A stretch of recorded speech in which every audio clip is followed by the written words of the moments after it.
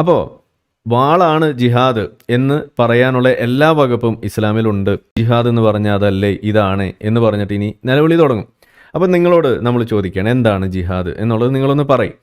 വളരെ ശ്രദ്ധേയമായി ചരിത്രം വായിക്കുമ്പം നമ്മൾ അത്ഭുതപ്പെട്ടു പോകുന്ന ഒരു ജീവിതമാണ് പരിശുദ്ധ പ്രവാചകൻ്റേത്. പരിശുദ്ധ പ്രവാചകൻ AD 570 ജനിക്കുന്നു. ഗർഭത്തിലിരുന്നപ്പോഴേ അച്ഛനങ്ങ് മരിച്ചുപോയി. 6 വയസ്സായപ്പോഴേ അമ്മ മരിച്ചു. 8 വയസ്സായപ്പം തന്നെ സംരക്ഷിക്കുന്ന മുത്തച്ഛനും മരിച്ചു. ഒരനാഥ ബാല്യത്തിൽ അദ്ദേഹം കടന്നുപോയി എന്ന് ചരിത്രത്തിൽ നമ്മൾ വായിക്കും. വരുവാൻ പോകുന്ന മഹത്തായ ആ ജീവിതത്തെപ്പറ്റി അധികമാർക്കും സൂചനയുണ്ടായിരുന്നില്ല. പക്ഷേ 24 വയസ്സുള്ളപ്പോൾ ആദ്യമായി പരിശുദ്ധ പ്രവാചകൻ നടന്നു വരുന്ന വഴിയിൽ ഒരു ഓർത്തഡോക്സ് വൈദികൻ, ബുഷേറ എന്നൊരു വൈദികൻ എതിരെ വന്ന് സാഷ്ടാംഗ പ്രണാമം ചെയ്ത ശേഷം, മഹാനായ പ്രവാചക, അങ്ങേക്ക് സ്വസ്തി എന്ന് പറഞ്ഞു. പരിശുദ്ധ പ്രവാചകൻ പറഞ്ഞു, ഞാനൊരു കാരവൻ ബോയാണ്, എന്നെ അങ്ങിങ്ങനെ അഡ്രസ്സ് ചെയ്യുന്നത് എന്താണ്? അങ്ങൊരു പുരോഹിതനല്ലേ, അങ്ങനെ എന്നെ നമസ്കരിക്കുന്നത് എന്താണ്? അപ്പോൾ ബുഷേറ എന്ന ഓർത്തഡോക്സ് വൈദികൻ പറഞ്ഞു, ഞാൻ ഇന്നലെ ഒരു ദർശനം കണ്ടു, അങ്ങ് ലോകത്തെ മാറ്റിമറിക്കാൻ പോകുന്ന മഹാനായ പ്രവാചകനാകാൻ പോവുകയാണ്, അതുകൊണ്ടാണ് ഞാനങ്ങെ വന്നിച്ചത്. വേദപുസ്തകത്തിലെ ന്യായപ്രകാരം പ്രവാചകന്മാരെയും രാജാക്കന്മാരെയും അഭിഷിക്തനാക്കണമെങ്കിൽ എണ്ണ തലയിലൊഴിച്ച് അഭിഷിക്തനാക്കണം. ക്രൈസ്റ്റ് എന്ന വാക്കിൻ്റെ അർത്ഥം, ക്രിസ്തു എന്ന വാക്കിൻ്റെ അർത്ഥം അനോയിൻറ്റഡ് വൺ എന്നാണ്, എണ്ണയാൽ അഭിഷിക്തനായവൻ. അതുകൊണ്ട് അങ്ങയുടെ തലയിൽ എണ്ണ അഭിഷേകം ഞാൻ എന്നെ അനുവദിക്കണമെന്ന് ബുഷേർ ആവശ്യപ്പെട്ടു. പ്രവാചകൻ പറഞ്ഞു, അങ്ങേക്ക് എങ്ങനെ ചെയ്യണമെന്നുണ്ടെങ്കിൽ ചെയ്തോളാൻ പറഞ്ഞു. അങ്ങനെ ഓർത്തഡോക്സ് വൈദികനായിരുന്ന ബുഷേറ പരിശുദ്ധ പ്രവാചകൻ്റെ തലയിൽ എണ്ണ ഒഴിച്ച് അദ്ദേഹത്തെ അഭിഷക്തനാക്കി. പിന്നെയും ഒരു 16 വർഷം ഒന്നും സംഭവിച്ചില്ല. 40ാമത്തെ വയസ്സിൽ ഹീറ ഗുഹയിൽ വെച്ചിട്ട് ദൈവത്തിൻ്റെ അരുളപ്പാടുണ്ടായ ശേഷം പിന്നീട് സോളാർ കലണ്ടർ അനുസരിച്ച് 22 വർഷവും ലൂണാർ കലണ്ടർ അനുസരിച്ച് 23 വർഷവുമാണ് പരിശുദ്ധ പ്രവാചകൻ ഈ ഭൂമിയിൽ ജീവിച്ചിരുന്നത്. പക്ഷേ ആ 21 വർഷം കൊണ്ട് ലോക ചരിത്രം ഗതി മാറ്റി ഒഴുക്കാൻ പരിശുദ്ധ പ്രവാചകന് പറ്റി. ഇത് അത്ഭുതകരമായ ഒരു ചരിത്രമാണ്. പരിശുദ്ധ പ്രവാചകന് ദർശനം കിട്ടിയ ശേഷം പിന്നീടൊരു 10 വർഷം ഭയങ്കര പ്രശ്നങ്ങളാണ്. പരിശുദ്ധ പ്രവാചകൻ ഒരു ഭരണാധികാരമുള്ള ഒരു വംശത്തിൽ ജനിച്ച ആളാണ്. പക്ഷേ ജനിച്ച വലിയ പണമൊന്നും ഉണ്ടായിരുന്നില്ല, കുടുംബസ്ഥിതി ഉണ്ടായിരുന്നുവെങ്കിലും അങ്ങനെ ജീവിച്ച പരിശുദ്ധ പ്രവാചകൻ 4 തവണ വധശ്രമങ്ങളെ നേരിട്ടു. AD 619 49 വയസ്സായപ്പം അദ്ദേഹത്തിൻ്റെ ഭാര്യ ഖദീജ നഷ്ടപ്പെട്ടു.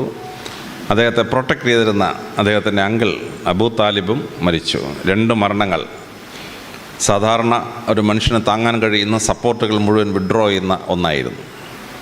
AD 672 പരിശുദ്ധ പ്രവാചകൻ മക്കയിൽ നിന്ന് മെദീനയിലേക്ക് പലായനം ചെയ്യുകയാണ്.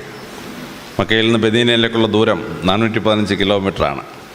മലയാളികൾക്ക് മനസ്സിലാവണമെങ്കിൽ തിരുവനന്തപുരത്ത് നിന്ന് കോഴിക്കോട് വരെപ്പോഴും ദൂരം എന്ന് പറയുന്നതായിരിക്കും എളുപ്പം. 415 കിലോമീറ്റർ ദൂരം. പ്രവാചകൻ 2.5 മാസം എടുത്തു മക്കയിൽ നിന്ന് മെദീനയിലേക്ക് എത്താൻ. ഇപ്പോൾ സൗദി അറേബ്യൻ ഗവൺമെൻറ് ഒരു ബുള്ളറ്റ് ട്രെയിൻ ഇട്ടിട്ടുണ്ട് മക്കയിൽ നിന്ന് മെദീനയിലേക്ക്. 2.5 മണിക്കൂർ മതി പരിശുദ്ധ പ്രവാചകൻ 2.5 മാസം എടുത്ത യാത്ര പൂർത്തീകരിക്കാൻ. ഹജ്ജിന് പോകുന്നവർക്ക് ഫ്രീ, ബാക്കിയുള്ളവർക്ക് ടിക്കറ്റ് കൊടുത്താൽ മതി. അങ്ങനെ മക്കയിൽ നിന്ന് മെദീനയിലേക്ക് പോയി. 622 മെദീനയിലെത്തിയ പരിശുദ്ധ പ്രവാചകൻ AD 624 ബദർ യുദ്ധം, 625 ഉഹൂദ് യുദ്ധം, AD 628 കണ്ടക്ക് യുദ്ധം, ബാറ്റിൽ ഓഫ് ദ ട്രഞ്ച്. അതിനുശേഷം 1 കൊല്ലം കഴിഞ്ഞ് AD 629 മക്കയുടെ ഭരണാധികാരിയായി ഒരു തുള്ളി രക്തമൊഴുക്കാതെ അദ്ദേഹം തിരിച്ചെത്തുകയാണ്. പിന്നെ 3 വർഷം കൂടി അദ്ദേഹം ജീവിച്ചിരുന്നു. 3 ഉംറകൾ ചെയ്ത ശേഷം AD 632 സ്വർഗാരോഹണം ചെയ്തു. വളരെ സംക്ഷിപ്തമായി പറഞ്ഞാൽ ഈ 62 വയസ്സ് ഉള്ള ആ ജീവിതം ലോകചരിത്രത്തെ മാറ്റിമറിച്ചത് ഞങ്ങളെപ്പോലുള്ള ആളുകൾക്ക് വലിയ അത്ഭുതമുണ്ടാക്കുന്ന ഒന്നാണ്. പരിശുദ്ധ പ്രവാചകൻ സ്വർഗാരോഹണം ചെയ്ത ശേഷം 1 കൊല്ലം കഴിഞ്ഞില്ല ഇസ്ലാം സൗദി അറേബ്യയുടെ കംപ്ലീറ്റ് ഉപദ്വീപുകൾ പിടിച്ച ശേഷം സിറിയ പിടിച്ചെടുത്തു എന്നുള്ളതാണ്. സൗദി അറേബ്യ പരിശുദ്ധ പ്രവാചകന് മുമ്പ് ഒറ്റയാൾക്കും യൂണിഫൈ ചെയ്യാൻ പറ്റിയിട്ടില്ല. No emperor, no Byzantine emperor, no Roman emperor, no Egyptian pharaoh could capture the entire Saudi Arabian peninsula. 18 ലക്ഷം ചതുരശ്ര കിലോമീറ്ററുള്ള ഇന്ത്യയുടെ 3/2 വിസ്തീർണമുള്ളൊരു ഭൂപ്രദേശമാണ്. പക്ഷേ പരിശുദ്ധ പ്രവാചകൻ സ്വർഗാരോഹണം ചെയ്ത് ഒരു കൊല്ലത്തിനകം ദ എൻറ്റയർ 17 രാജ്യങ്ങളെയും യൂണിഫൈ ചെയ്ത് സൗദി അറേബ്യൻ പെനിൻസുലയും തൊട്ടപ്പുറത്തുള്ള സിറിയയും കയ്യിലായി. അബൂബക്കർ ഖലീഫയുടെ 2ാം വർഷം ആയപ്പോഴേക്കും ഇസ്ലാം ഇറാഖിൻ്റെ സമതലങ്ങൾ പിടിച്ചെടുത്തു. അബൂബക്കർ ഖലീഫ മരിച്ചിട്ട് അബൂബക്കർ ഖലീഫയുടെ ഫസ്റ്റ് കസിൻ ഉമർ ഖലീഫ ഭരണത്തിൽ വരുന്നു. അദ്ദേഹം 10 കൊല്ലം ഭരിച്ചുള്ളൂ. പക്ഷേ 10 വർഷം കൊണ്ട് ഇസ്ലാം ഇറാനിലെ പീഠഭൂമികൾ മുഴുവൻ പിടിച്ചെടുത്ത് കാസ്പിയൻ കടലിൻ്റെ അടുത്ത് വന്ന് മുട്ടി എന്നുള്ളതാണ്. പാലസ്തീന നാട് മുഴുവൻ പിടിച്ചെടുത്ത് AD 638 ഇറാൻ മുഴുവൻ പിടിച്ചു. AD 642 നേരെ ഈജിപ്റ്റ് പിടിച്ചെടുത്തു. മഹത്തായ ഈജിപ്ഷ്യൻ സംസ്കാരം മുഴുവൻ പിടിച്ചെടുത്തു. ഖലീഫ ഉമറിന് ശേഷം ഉസ്മാൻ ഭരണത്തിൽ വന്നതോടുകൂടി ഇസ്ലാം ജൻറോഷ്യയും അതിനുശേഷം ട്രാൻസോക്സാനിയയും പിടിച്ച് കാസ്പിയൻ കടലിൻ്റെ അവിടെ വന്ന് തട്ടി. ഇസ്ലാം വടക്കോട്ട് പോയിരുന്നെങ്കിൽ സൈബീരിയ മുഴുവൻ ഇസ്ലാമിൻ്റെ കയ്യിലായിരുന്നു. പക്ഷേ ഇസ്ലാം തെക്കോട്ടാണ് തിരിയുന്നത്. അലി ഖലീഫയുടെ കാലഘട്ടത്തിന് ശേഷം കഴിഞ്ഞോടുകൂടി ഇസ്ലാം വിശാലമായ ഉമായിദ് ഖാലിഫിൻ്റെ കാലഘട്ടത്തിൽ സോവിയറ്റ് റഷ്യയുടെ ഭാഗമായ 5 രാജ്യങ്ങൾ ടർക്കമെനിസ്ഥാൻ, ഉസ്ബെക്കിസ്ഥാൻ, ടാജിക്കിസ്ഥാൻ, കിർഗിസ്ഥാൻ, കസാക്കിസ്ഥാൻ തുടങ്ങിയ 5 സ്ഥാനങ്ങൾ പിടിച്ചെടുത്തു. അതിനുശേഷം AD 680 ആയപ്പം അഫ്ഗാനിസ്ഥാൻ പിടിച്ചു. AD 711 ആയപ്പോഴേക്കും മുഹമ്മദ് ബിൻ ഖാസിമിൻ്റെ നേതൃത്വത്തിൽ പാകിസ്ഥാൻ മുഴുവൻ പിടിച്ച് സിന്ധ് പ്രോവിൻസ് മുഴുവൻ പിടിച്ച് സൈന്ധവ നദീര സംസ്കാരം മുഴുവൻ ഇസ്ലാമിൻ്റെ സ്വാധീനത്തിലായി. AD 711 ശേഷം കിഴക്കോട്ട് സൈന്യം ഒന്ന് ഹോൾട്ട് ചെയ്ത് 2 നൂറ്റാണ്ട്. പടിഞ്ഞാട്ട് പോയ സൈന്യം AD 642 ഈജിപ്റ്റ് പിടിച്ചു, 646 ലിബിയ പിടിച്ചു, 652 ടുണീഷ്യ പിടിച്ചു. AD 661 ആയപ്പോഴേക്കും ഇസ്ലാം വന്നിട്ട് അൾജീരിയ പിടിച്ചെടുത്തു. അൾജീരിയ എന്ന് പറഞ്ഞാൽ 17 ലക്ഷം ചതുരശ്ര കിലോമീറ്ററാണ്. ഇന്ത്യയുടെ 3/2 ആ രാജ്യം. അത് മുഴുവൻ പിടിച്ചെടുത്ത് 680 കഴിഞ്ഞപ്പോഴേക്കും മൊറിട്ടാനിയ പിടിച്ചെടുത്തു. 690 ആയപ്പോൾ പോളിസാറിയോ പിടിച്ചെടുത്തു. ഇസ്ലാമിൻ്റെ പ്രഗത്ഭനായ ജനറൽ താരിഖ് അദ്ദേഹം വന്ന് ജിബ്രാൾട്ടർ കടന്ന് സ്പെയിനിൽ പ്രവേശിച്ചു. ജിബ്രാൾട്ടർ എന്ന വാക്ക് തന്നെ 2 രീതിയിൽ വ്യാഖ്യാനിക്കാറുണ്ട്. ജബൽ അൽ താരിഖ്, താരിഖിൻ്റെ മല എന്നും താരിഖ് കടന്നുപോയ സ്ഥലം എന്ന് 2 അർത്ഥത്തിലും വ്യാഖ്യാനിക്കാറുണ്ട്. പക്ഷേ ജിബ്രാൾട്ടർ എന്ന വാക്ക് ഇസ്ലാമിക ജനറലിൻ്റെ പേരിലാണ്, ജിബ്രാൽ അൽ താരിഖ്. അദ്ദേഹം സ്പെയിനും പോർച്ചുഗലും പിടിച്ചെടുത്തു. എന്നിട്ട് പിറനീസ് പർവ്വതനിരകൾ കടന്ന് പാരീസിലേക്ക് മാർച്ച് ചെയ്തു. പാരീസിന് 200 കിലോമീറ്റർ തെക്ക് ബാറ്റിൽ ഓഫ് പോയിറ്റിയേഴ്സ് അല്ലെങ്കിൽ ബാറ്റിൽ ഓഫ് ടൂഴ്സിലാണ് ചാർലിമീൻ ചക്രവർത്തി മുത്തച്ഛൻ ചാൾസ് മാർട്ടൽ ഇസ്ലാമിക സൈന്യത്തെ ഹോൾട്ട് ചെയ്ത്. പടിഞ്ഞാറോട്ട് ഗംഭീരമായ യാത്രയാണ്. 300 വർഷങ്ങൾക്ക് ശേഷം AD 1090 1100 ആയപ്പോഴേക്കും ഇസ്ലാം ഉത്തരേന്ത്യയിലേക്ക്. ഇന്ന് നമ്മൾ ഇന്ത്യയുടെ ഭാഗമായിരിക്കുന്ന 13 സംസ്ഥാനങ്ങൾ ഇസ്ലാമിൻ്റെ സ്വാധീനത്തിലായി. 14-ാം നൂറ്റാണ്ട് കഴിഞ്ഞതോടുകൂടി ഡക്കൻ പീഠഭൂമിയുടെ വടക്കൻ പ്രദേശങ്ങൾ മഹാരാഷ്ട്രയും ആന്ധ്രയും ഒക്കെ അവരുടെ കയ്യിലായി. അതിനുശേഷം ഇസ്ലാം മലേഷ്യ പിടിച്ചെടുത്തു, ബ്രൂണൈ പിടിച്ചെടുത്തു. 20,000 ദ്വീപുകളുള്ള ഇന്തോനേഷ്യൻ പെലാഗോ മുഴുവൻ പിടിച്ചെടുത്തു. 1953 ആയപ്പോഴേക്കും ഇസ്ലാം ടർക്കി മുഴുവൻ പിടിച്ചെടുത്തു. 1953 കോൺസ്റ്റാന്റിനോപ്പിൾ പിടിച്ചെടുത്ത്. ഇതിനിടയ്ക്ക് ഇസ്ലാം ഭയങ്കര പ്രശ്നം നേരിട്ടു. പാശ്ചാത്യദാസ് എന്ന കുരിശുയുദ്ധങ്ങളെന്ന് പറഞ്ഞ 12 കുരിശുയുദ്ധങ്ങളാണ്. അവർ പലതവണയും ജെറുസലേം പിടിച്ചു, പാലസ്തീൻ പിടിച്ചു. പക്ഷേ 100 വർഷം കഴിഞ്ഞപ്പോഴേക്കും ഇസ്ലാം ക്രൂസൈഡേഴ്സിനെ മുഴുവൻ തിരിച്ച് യൂറോപ്പിലേക്ക് പറഞ്ഞേച്ചത് മുഴുവൻ പിടിച്ചെടുത്തു. 500 വർഷത്തെ അബ്ബാസിഡ് ഭരണം പൂർത്തിയായപ്പോൾ 751 അബ്ബാസിഡ് ഭരണം വരുന്നത്. 1258 മംഗോൾസിൻ്റെ ഭയങ്കര ആക്രമണം. മംഗോൾസിൻ്റെ ആക്രമണത്തിൽ ചൈന തകർന്നു, റഷ്യ തകർന്നു, മംഗോളിയ തകർന്നു. അങ്ങനെ ഇടയ്ക്കുള്ള മുഴുവൻ രാജ്യവും തകർന്നുപോയി. പക്ഷേ ഇസ്ലാം അതിഗംഭീരമായിട്ട് പിടിച്ചു തന്നു. അബ്ബാസിഡ് കാലിഫേറ്റ് പോയി, ബാഗ്ദാദ് തകർത്തു, 2 ലക്ഷത്തോളം മുസ്ലിങ്ങളെ കൊന്നു. എന്നിട്ട് ഈജിപ്തിലോട്ട് തള്ളിക്കയറാൻ വേണ്ടി വന്ന സമയത്താണ് അൽബിരിയ യുദ്ധത്തിൽ ഇസ്ലാം മംഗോളുകളെ തോൽപ്പിച്ചു. മംഗോളുകളെ ഭൂമിയിൽ ആർക്കും തോൽപ്പിക്കാൻ പറ്റിയിട്ടില്ല, ഇസ്ലാമിനെ മാത്രം തോൽപ്പിച്ചു. ഇസ്ലാം മംഗോളുകളെ പുറത്തോട്ട് തള്ളി. ഇസ്ലാം പിടിച്ചെടുത്ത മുഴുവൻ സ്ഥലങ്ങളും തിരിച്ച് ഇസ്ലാമിലേക്ക് വന്നു. മംഗോൾസിനെ പരാജയപ്പെടുത്തി തിരിച്ചു വന്നു. ചരിത്രം വായിക്കുമ്പോൾ അമ്പരന്ന് പോവുകയാണ്. ലോകത്തിൽ 7 നദീതര സംസ്കാരങ്ങളാണ്. ആ 7 നദീതര സംസ്കാരങ്ങൾ 6 നദീതര സംസ്കാരങ്ങളും ഇസ്ലാമിൻ്റെ സ്വാധീനത്തിലായി. ഈജിപ്ഷ്യൻ സംസ്കാരം സുമേരിയൻ സംസ്കാരം, ബാബിലോണിയൻ സംസ്കാരം, അസീറിയൻ സംസ്കാരം, പേർഷ്യൻ സംസ്കാരം, സൈന്ധവ നദീര സംസ്കാരം, നൈജർ നദി തീരത്തുള്ള സൊഹൈൽ സംസ്കാരം എല്ലാം ഇസ്ലാമിൻ്റെ കയ്യിലായി. ചൈന ഒഴിച്ച് ബാക്കി 7 നദീര സംസ്കാരങ്ങളിൽ 6 ഇസ്ലാമിൻ്റെ സ്വാധീനത്തിലായി. ഇസ്ലാമിൻ്റെ സ്വാധീനത്തിൽ വന്ന രാജ്യങ്ങൾ 69 എണ്ണമാണ്. 69 ഇസ്ലാമിക രാജ്യങ്ങളുണ്ട് ഈ ലോകത്തിൽ. അതിൻ്റെ ആകെ ഏറിയ 3,20,00,000 ചതുരശ്ര കിലോമീറ്ററാണ്. ഇന്ത്യയുടെ ആകെ വിസ്തൃതി 32 ലക്ഷം ചതുരശ്ര കിലോമീറ്ററാണ്. ഇന്ത്യയുടെ 11 ഇരട്ടിയാണ് ഇസ്ലാമിൻ്റെ സ്വാധീനത്തിലുള്ള രാജ്യങ്ങളുടെ വിസ്തൃതി. ഇസ്ലാമിൻ്റെ സ്വാധീനത്തിലുള്ള ജനസംഖ്യ 140 കോടിയാണ്. ഇന്ത്യയുടെ ആകെ ജനസംഖ്യയെക്കാളും 10 കോടി കൂടുതലാണ് ഇസ്ലാം മതത്തിൽ വിശ്വസിക്കുന്നവരുടെ ലോകത്തിലെ അംഗസംഖ്യ. അമേരിക്കയിലെ 2ാമത്തെ വലിയ ജനവിഭാഗമായി ഇസ്ലാം മാറി. പണ്ട് ക്രിസ്ത്യാനികൾ കഴിഞ്ഞ പിന്നെ യഹൂദന്മാരായിരുന്നു. ഇപ്പോൾ യുണൈറ്റഡ് സ്റ്റേറ്റ്സ് ഓഫ് അമേരിക്കയിൽ മാത്രം 6 മില്യൺ 60 ലക്ഷം മുസ്ലിംസ് ഉണ്ട്. They overtaken Jews by around 10 lakh. 50 ലക്ഷം യഹൂദന്മാരുള്ളപ്പോൾ 60 ലക്ഷം മുസ്ലിങ്ങൾ യുണൈറ്റഡ് സ്റ്റേറ്റ്സ് ഓഫ് അമേരിക്കയിൽ ഉണ്ടെന്നുള്ളതാണ് ഇപ്പോഴത്തെ അവസ്ഥ. പരസ്യപ്രവാചകൻ്റെ ഒരു ജീവിതം 22 വർഷം കൊണ്ട് മറിച്ച ഈ ഭൂവിഭാഗം അലക്സാണ്ടർ ദ ഗ്രേറ്റ് എന്ന് നമ്മൾ പറയും. അലക്സാണ്ടർ ദ ഗ്രേറ്റ് പിടിച്ച സാമ്രാജ്യത്തിൻ്റെ 8 ഇരട്ടിയാണ് ഇസ്ലാമിൻ്റെ സ്വാധീനത്തിൽ വന്ന രാജ്യങ്ങളുടെ വിസ്തീർണം. അലക്സാണ്ടർ ചക്രവർത്തിയിൽ സാമ്രാജ്യത്തിൽ ആകെയുള്ള ജനസംഖ്യയുടെ 10 ഇരട്ടിയാണ് ഇസ്ലാമിൻ്റെ സ്വാധീനത്തിലുള്ള ജനസമൂഹം. ലോകത്തിൻ്റെ എല്ലാ സ്ഥലത്തും ഇസ്ലാമിൻ്റെ പ്രാർത്ഥന നടന്നുകൊണ്ടിരിക്കുകയാണ്. 5 രേഖാംശങ്ങളിൽ പ്രാർത്ഥന ഇങ്ങനെ നടന്നുകൊണ്ടിരിക്കുകയാണ്. അപ്പോൾ ഭൂമി ഇങ്ങനെ റൊട്ടേറ്റ് ചെയ്യുമ്പോൾ 5 സ്ഥലത്ത് പ്രാർത്ഥന കേൾക്കുന്നതിനാൽ ഇസ്ലാമിൻ്റെ പ്രാർത്ഥന കേൾക്കാത്ത ഒരു സമയം ഭൂമിയിലില്ല. 24 hours കേട്ടുകൊണ്ടിരിക്കുകയാണ്. പരസ്യപ്രവാചകൻ്റെ ഒരു ജീവിതം ലോകത്തെ ഇങ്ങനെ മാറ്റിമറിച്ചത് എങ്ങനെയെന്ന് പഠിക്കുമ്പോഴാണ് നമ്മൾ അത്ഭുതത്തോടുകൂടി ആ ജീവിതത്തെ മനസ്സിലാക്കേണ്ടി വരുന്നത്. പ്രവാചകൻ ഒരിക്കലും ഇങ്ങനെ സംസാരിച്ചുകൊണ്ടിരിക്കുകയാണ് മുസ്ലിം പള്ളി വെച്ച്. ക്രിസ്ത്യൻ നേതാക്കന്മാരും യഹൂദ നേതാക്കന്മാരും ഉണ്ട്. അപ്പോൾ വാങ്ക് വിളിച്ചു. ക്രിസ്ത്യൻ നേതാക്കന്മാർ പറഞ്ഞു, പ്രവാചക ഞങ്ങൾ പുറത്ത് പോയിട്ട് വരാം, അങ്ങയുടെ പ്രാർത്ഥന കഴിയുമ്പോൾ വരാം. അദ്ദേഹം പറഞ്ഞു, നിങ്ങളോടെ വന്നേ? ഞാൻ മക്കയിലോട്ട് നോക്കി പ്രാർത്ഥിക്കാം, നിങ്ങളിവിടെ തന്നെ പള്ളിക്കകത്ത് തന്നെ മുട്ടുകുത്തിക്കൊള്ളാൻ പറഞ്ഞു. പള്ളിക്കകത്ത് മുട്ടുകുത്തി.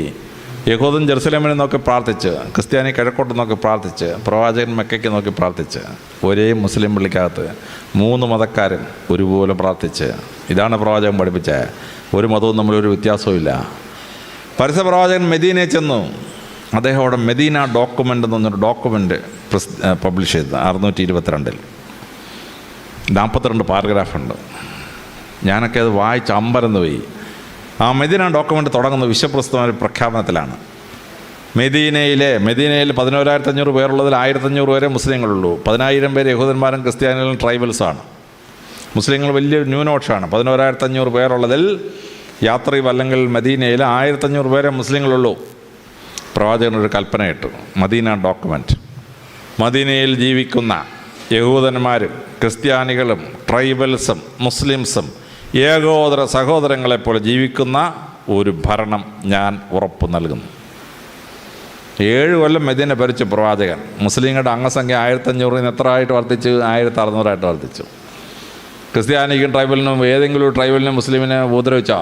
ഒറ്റയാളിനെ ഉപദ്രവിച്ചില്ല. എല്ലാവരെയും വളരെ ഭംഗിയായിട്ട് സ്വീകരിച്ച് അദ്ദേഹം തിരിച്ചു വന്നു. അദ്ദേഹം മെക്ക പിടിച്ചെടുക്കുമ്പോൾ ഒറ്റ തുള്ളി രക്തം വീണിട്ടില്ല. Not a single drop of blood. Mecca പിടിച്ചെടുക്കുകയാണ്. മെക്ക പിടിച്ചെടുത്ത് അവിടെ വരുമ്പോൾ അദ്ദേഹത്തോട് യുദ്ധം ചെയ്ത മഹാന്മാരെല്ലാം അവിടെ ഇരിപ്പുണ്ട്. അദ്ദേഹത്തിന് സ്വന്തം മകളെ ഒട്ടകത്തിൻ്റെ പുറത്തുനിന്ന് കുന്തത്തിൻ്റെ അറ്റത്ത് കുത്തി താഴെ ഇട്ട് എടുത്തിട്ടുണ്ട് അവിടെ. അവൻ മുമ്പിൽ വന്നു. പ്രവാചകൻ പറഞ്ഞു, നീ എൻ്റെ മുമ്പിൽ അത് നിൽക്കരുത്. കാര്യം കുറച്ച് നേരം നിന്ന് കഴിഞ്ഞാൽ മനുഷ്യനല്ലേ, വികാരം ഉണ്ടായാലോ എന്ന് വിചാരിച്ച് പൊക്കോളാൻ പറഞ്ഞു. ഒന്നും ചെയ്തില്ല, അവനെ കൊന്നില്ല. അദ്ദേഹത്തിനെതിരെ യുദ്ധം ചെയ്ത് അബൂ സുഫിയാനെ കൊന്നില്ല. അബൂ സുഫിയാൻ ഇസ്ലാം മതം സ്വീകരിച്ച് പ്രവാചകൻ്റെ കൂടെ വന്നു.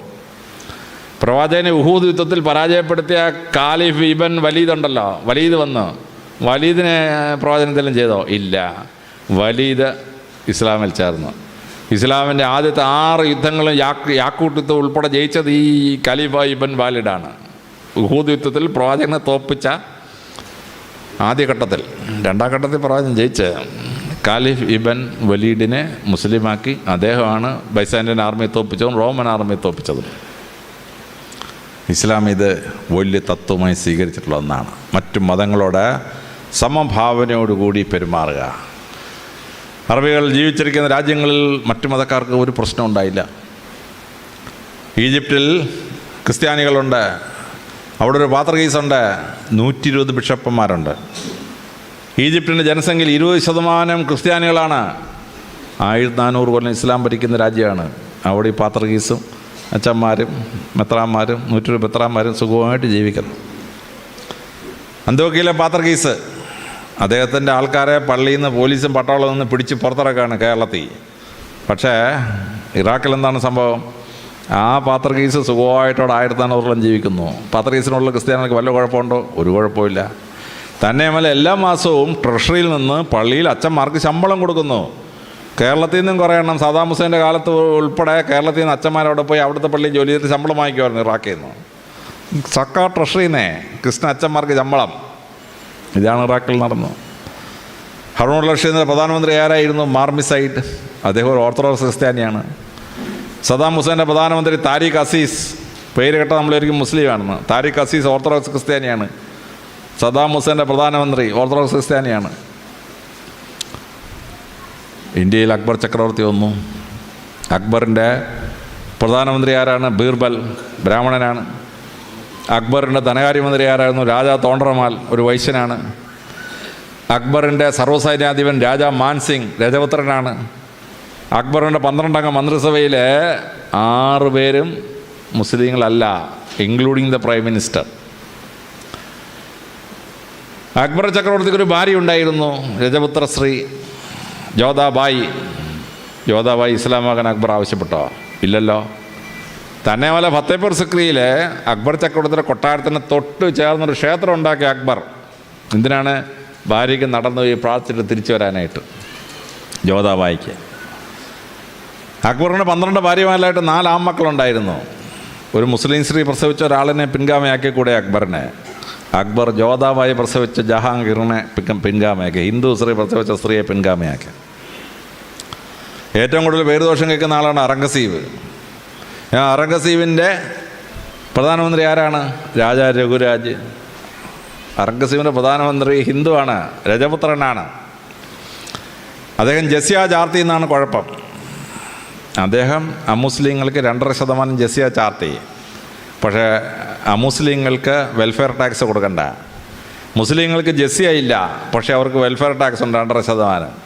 അപ്പോൾ ജസിയ കൊടുക്കുന്ന ഹിന്ദുവും ജസിയ കൊടുക്കാത്ത മുസ്ലിമും ഒരേ ടാക്സാണ് അടയ്ക്കുന്നത്. ഇതൊക്കെ ഓരോരുത്തർ പ്രസംഗിക്കുന്നത് കേട്ടാൽ എന്തോ അന്യായം കാണിച്ച രീതിയിലാണ്. മുസ്ലിം വെൽഫെയർ ടാക്സ് കൊടുക്കുന്ന 2.5%, അത് അമുസ്ലിങ്ങൾ കൊടുക്കണ്ട. അമുസ്ലിം ജസിയ കൊടുക്കണം, പക്ഷേ അമുസ്ലിമിന് വെൽഫെയർ ടാക്സ് ഇല്ല. അപ്പോൾ ടോട്ടൽ ടാക്സ് ഈക്വലാണ്. ഇതാണ് സംഭവം. അതുപോട്ടെ, ഔറംഗസീബിനെതിരെ രാജാ രഘുരാജ് പ്രധാനമന്ത്രി ഒരു ഹിന്ദുവാണ്. തെക്കേ ഇന്ത്യയിൽ ടിപ്പു സുൽത്താനെതിരെ ഭയങ്കര കലാപമാണ്. ടിപ്പു സുൽത്താൻ ഹിന്ദുക്കളെ മറ്റവരൊക്കെ ഉപദ്രവിച്ചാണ്. ശുദ്ധ കള്ളക്കഥ ബ്രിട്ടീഷുകാർ പറഞ്ഞുണ്ടാക്കിയ ഈ കഥ മുഴുവൻ ഇന്ത്യയിലെ ഹിന്ദുക്കളെ മുസ്ലിങ്ങളുടെ തമ്മിൽ തല്ലിക്കാൻ വേണ്ടി. ആ ടിപ്പു സുൽത്താൻ്റെ പ്രധാനമന്ത്രി ആരാണ്? ടിപ്പു സുൽത്താൻ്റെ പ്രധാനമന്ത്രി പൂർണിയ, ഒരു ബ്രാഹ്മണനാണ്.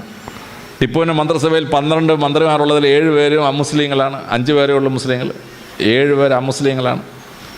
ടിപ്പുവിൻ്റെ ഭാര്യമാരിൽ ഒരു ഭാര്യ ഉണ്ണിച്ചാറ, വടകരക്കാരിയുടെ നായർ സ്ത്രീയാണ്. ആ ഉണ്ണിച്ചാറ മുസ്ലിം ഭവൻ ടിപ്പു ആവശ്യപ്പെട്ടോ? ഇല്ല. തന്നെയുമല്ല, ശ്രീരംഗപട്ടണം കൊട്ടാരത്തിനോട് ചേർന്ന് അദ്ദേഹം ഒരു ക്ഷേത്രം ഉണ്ടാക്കി. എന്തിനാണ്? ഉണ്ണിച്ചാറയ്ക്ക് പ്രാർത്ഥിക്കാൻ വേണ്ടി. ആ ക്ഷേത്രത്തിൽ പോയി ഉണ്ണിച്ചാറ പ്രാർത്ഥിക്കുമായിരുന്നു. ഇപ്പം നമ്മുടെ ആശാന്മാരെന്ത് ചെയ്യുന്നറിയാം? ആ ക്ഷേത്രത്തിനകത്തുനിന്ന് വിഗ്രഹം എടുത്ത് മാറ്റി. ശ്രീരംഗപട്ടണം ക്ഷേത്രം ഇപ്പം നിങ്ങളൊന്ന് പോയി നോക്കിയാൽ ശ്രീരംഗപട്ടണം കോട്ടയ്ക്കകത്തുള്ള ക്ഷേത്രത്തിനകത്തുനിന്ന് വിഗ്രഹം എടുത്ത് മാറ്റി. മുസ്ലിമായ ടിപ്പു സുൽത്താൻ ഭാര്യയ്ക്ക് പ്രാർത്ഥിക്കാനുണ്ടാക്കിയ ക്ഷേത്രം ഹിന്ദു ഭരണാധികാരികൾ അതിൻ്റെ അന്ന് വിഗ്രഹം എടുത്ത് മാറ്റി. ഇതാണ് സത്യം, ചരിത്രത്തിലെ സത്യം. മുസ്ലിം ഭരണാധികാരികൾ അവർ ഭരിക്കുന്ന സ്ഥലത്തൊക്കെ എല്ലാ മതങ്ങൾക്കും തുല്യ പ്രാധാന്യം കൊടുത്തു.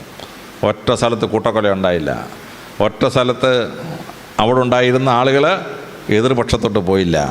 അവർ വളരെ ഭംഗിയായിട്ട് അതിൽ വിശ്വസിച്ചു. ഇനി ഇസ്ലാം മതം വാളുകൊണ്ട് മതം വളർത്തി എന്ന് പറഞ്ഞ് ഒരു കള്ളക്കഥ അടിച്ചു വിട്ടിരിക്കുകയാണ് ഈ സായിപ്പ് അവിടുന്ന്. എന്താണ് സംഭവം?